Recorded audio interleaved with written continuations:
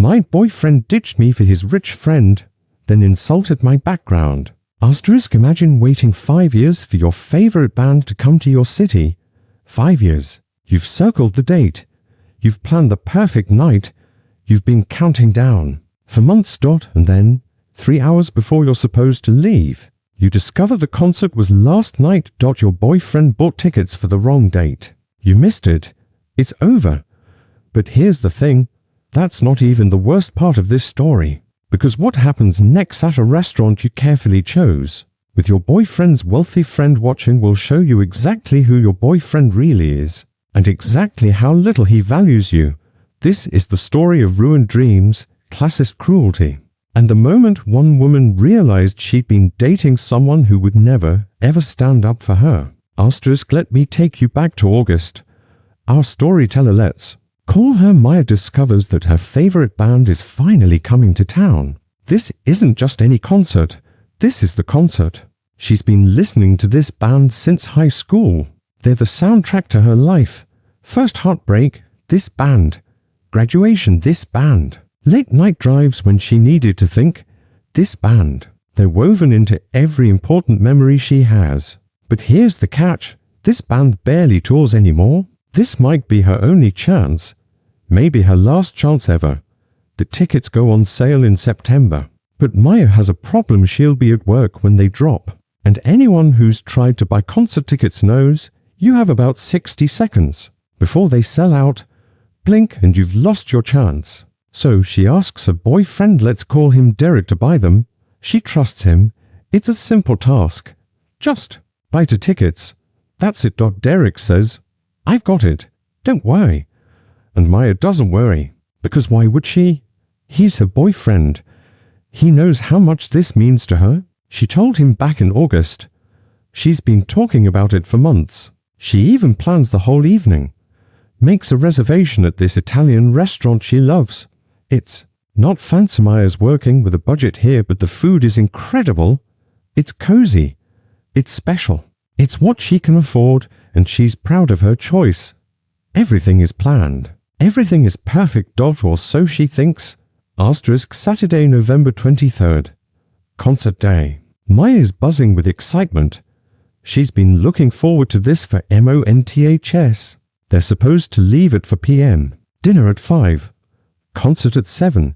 She's got it all timed out perfectly. 3 p.m. rolls around. 1 hour to go. Maya is probably picking out her outfit, doing her makeup, listening to the band to get hyped up. And then Derek's friend calls. Asks if they want to grab drinks. Derek says they can't. They have concert tickets tonight. His friend asks, what night is the concert? Derek says, Saturday. And his friend laughs. Actually laughs. Dude, the concert was Friday. Maya's entire world stops. She grabs Derek's phone, pulls up the tickets, and there it is, in black and white. Asterisk, Friday, November 22nd. Friday, not Saturday. The concert was last night, 24 hours ago. It's over. Done. She missed it. Maya asks how this happened. It's a simple question. But the answer destroys her. Derek says he must have clicked the wrong date when buying them. Must have clicked the wrong date. Like it's no big deal. Like he just ordered the wrong pizza topping. Maya asks if he even looked at the tickets after buying them. Did he check? Did he verify? Did he spend even 5 seconds making sure he got it right? Derek says no. He just assumed he got the right ones. He assumed. He bought tickets to something Maya had been anticipating for months. Something she explicitly told him was incredibly important to her. And he couldn't be bothered to verify he'd done it correctly. Maya starts crying.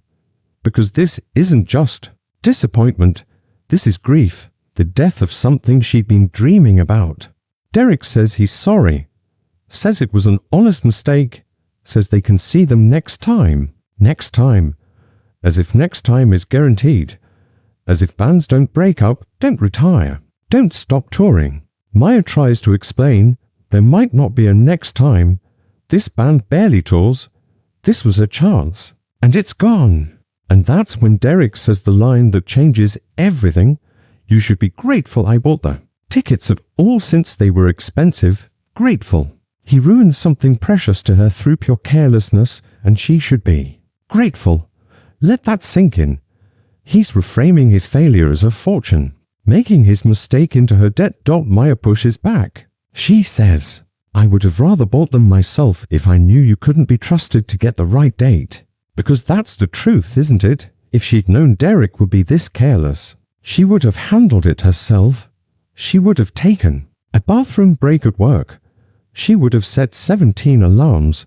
She would have made sure, but she trusted him. And that trust just cost her something irreplaceable. Derek gets angry. Actually angry. Says Maya is being ungrateful and making him feel like shit over an accident. Over an accident. As if his carelessness isn't a choice. As if not checking the tickets isn't a decision he made. Maya says he should feel bad because his accident destroyed something she'd been looking forward to for months. Something he knew mattered to her. They sit in silence for an hour. The concert is probably starting right now. Maya should be there, singing along to songs that mean the world to her. Instead, she's sitting in her house, crushed, while her boyfriend pouts about being made to feel bad. Finally. Derek suggests they should still go to dinner. Maya made reservations. Might as well not waste them. Maya doesn't want to go.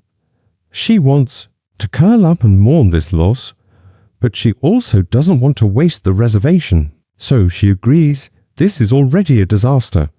Maya is devastated. Derek is defensive. They're going to dinner not to celebrate, but because the reservation exists. They get to the restaurant, this Italian place Maya loves, the one she chose, the one that fits her budget. And then Derek's phone buzzes. His friend is texting, asking where they are. Derek tells him, now, let me pause here, because this is important. Derek knows Maya is already devastated. He knows they just had a fight. He knows this dinner is going to be tense at best. And he tells his friend where they are. 20 minutes later, the friend shows up. Maya didn't invite him. She doesn't want him there. But Derek says it's fine. Of course it's fine. His friend, let's call him Brandon, is from serious money. We're talking stupid, wealthy in Maya's words. The kind of wealth where normal experiences are foreign, where regular people are curiosities. Brandon walks into the restaurant. Maya's restaurant. The one she carefully chose. The one she's proud of. He looks around, takes in the atmosphere, the modest decor, the regular people having regular meals. And then he opens his mouth. Brandon says, and I quote, "This place smells like poor people." And then he laughs. Let me repeat that, because it's important you understand exactly what happened. A wealthy man walked into a restaurant where working class people are eating dinner. People who saved up for this meal, people for whom this is a special occasion, and he said it smells like poor people. Not this place is casual, not this is cozy, not even this isn't really my style. He said it smells like poor people. He turned economic status into a punchline. He made everyone in that restaurant, including Maya, into objects of mockery. Maya freezes, because did she really just hear what she thinks she heard? And then she hears something worse. Derek laughing. Not an uncomfortable wow, that was awkward laugh. Not a nervous I can't believe he just said that laugh. A real laugh. A genuine laugh. Like Brandon just told the funniest joke he's ever heard. Maya says, "Excuse me." Brandon backtracks immediately. "I was joking," he says. "I just meant it's very casual in here." But that's not what he said. He didn't say casual. He said it smells like poor people. Those were his exact words. Maya points this out. That's not what you said. And Derek, the boyfriend who just ruined her concert, who told her to be grateful for his mistake, tells Maya to relax. His friend didn't mean anything by it, Derek says. She's overreacting again. This is the moment. This is when Maya sees exactly who Derek really is. His wealthy friend just insulted the restaurant Maya chose, Maya's budget, Maya's economic status, every single person in that restaurant. And Derek's response? Relax. Not, "Hey man, that's not cool." Not don't talk about my girlfriend's choice like that. Not you need to apologize. Just relax. Don't be so sensitive. It's not a big deal. Maya gets up and leaves. She doesn't make a scene. She doesn't throw anything. She just removes herself from a situation where she's being disrespected. And her boyfriend is complicit. Derek follows her outside. But he's not apologizing. He's not saying you're right. That was terrible. He's asking, what's your problem? What's your problem? As if Maya is the one being unreasonable. As if she's supposed to sit there and smile while Brandon mocks her and everyone like her. Maya explains, your friend insulted me and the restaurant I picked. And you laughed. Derek says it wasn't about her. Brandon was just being his usual sarcastic self. His usual sarcastic self. So this is normal. This is who Brandon is. And Derek is completely fine with it.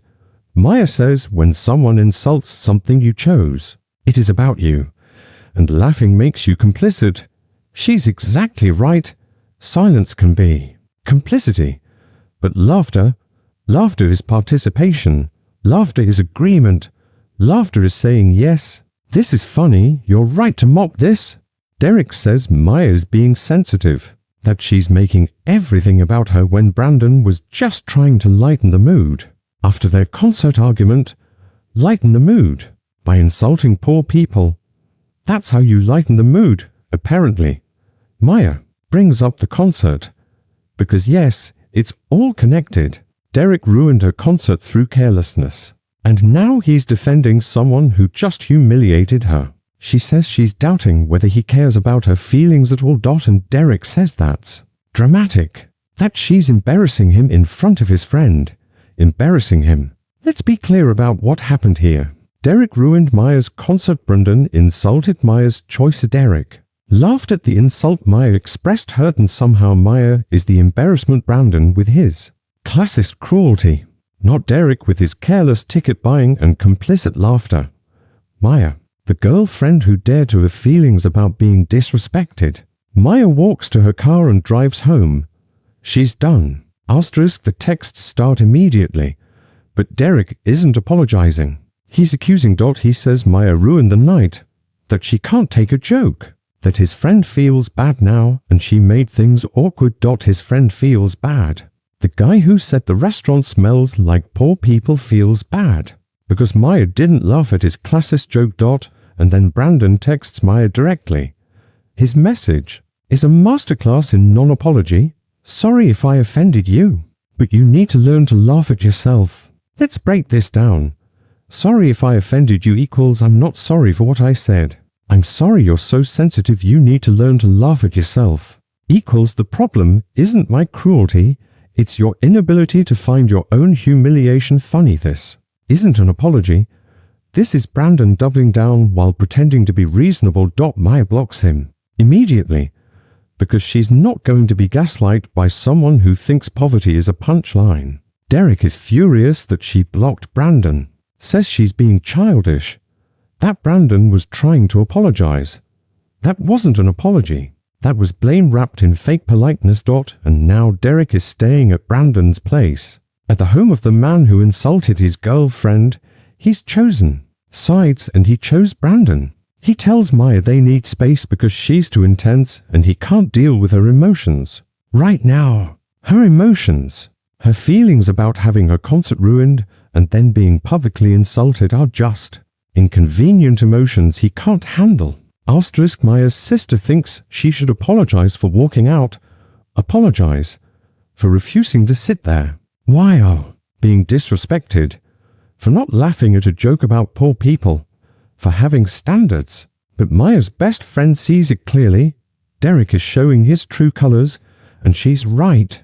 Because this night revealed everything. Derek doesn't care enough about Maya's interests to spend 5 seconds checking concert tickets.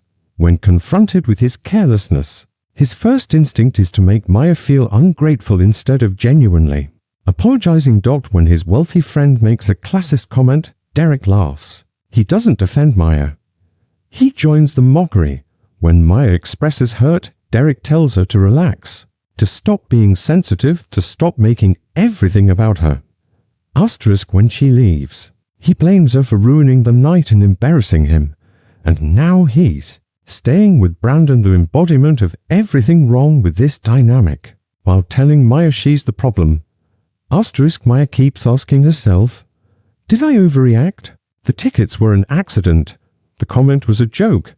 Maybe she's too sensitive, and that's exactly what Derek and Brandon want her to think. That's the gaslighting at work. But let's look at what actually happened. The tickets weren't just an accident. They were carelessness. Derek could have checked. He chose not to, and when confronted, instead of owning it, he weaponized gratitude. To make Maya feel bad for being upset, the comment wasn't just a joke. It was cruelty designed to assert superiority. Brandon looked at a room full of regular people and decided to announce that their economic status made them smell bad. That's not humor. That's contempt. Derek's laugh wasn't just social awkwardness. It was a choice. He could have stayed silent. He could have changed the subject. He could have told Brandon to knock it off. Instead, he laughed. He participated. Everything Derek did after was designed to make Maya doubt herself. You're overreacting. You're too sensitive. You're making everything about you. You're embarrassing me. You can't take a joke. You're too intense. This is classic Darvo. Deny, attack, reverse victim and offender. Derek denied wrongdoing. It was just an accident. It was just a joke. He attacked Maya's character. You're ungrateful. You're too sensitive. And he reversed the roles, making himself and Brandon the victims of Maya's overreaction. Asterisk this wasn't one bad night. This was one night where the pattern became impossible to ignore. Derek has probably always been like this. Small moments where he prioritized his convenience over her feelings. Little comments where he minimized her reactions. Situations where he chose his friends over her dignity. But they were small enough that Maya could rationalize them. Tell herself she was being too sensitive. Convince herself it wasn't that bad. This night was different because everything compressed into a few hours.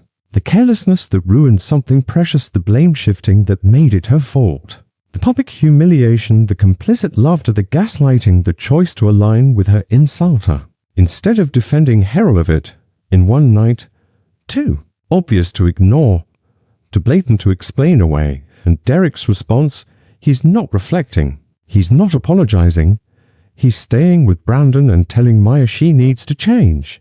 So, here's what Maya needs to ask herself. Can you be with someone who's careless with things that matter to you? Can you be with someone who laughs when his friends insult you? Can you be with someone who makes you feel ungrateful for expressing hurt? Can you be with someone who calls your completely reasonable reactions too intense? Can you be with someone who chooses his wealthy friend over you every single time? Because Derek has shown Maya exactly who he is. Someone who can't be trusted with simple tasks when they matter to someone else. Someone who weaponizes gratitude to avoid accountability. Someone who values his friend's comfort over her dignity.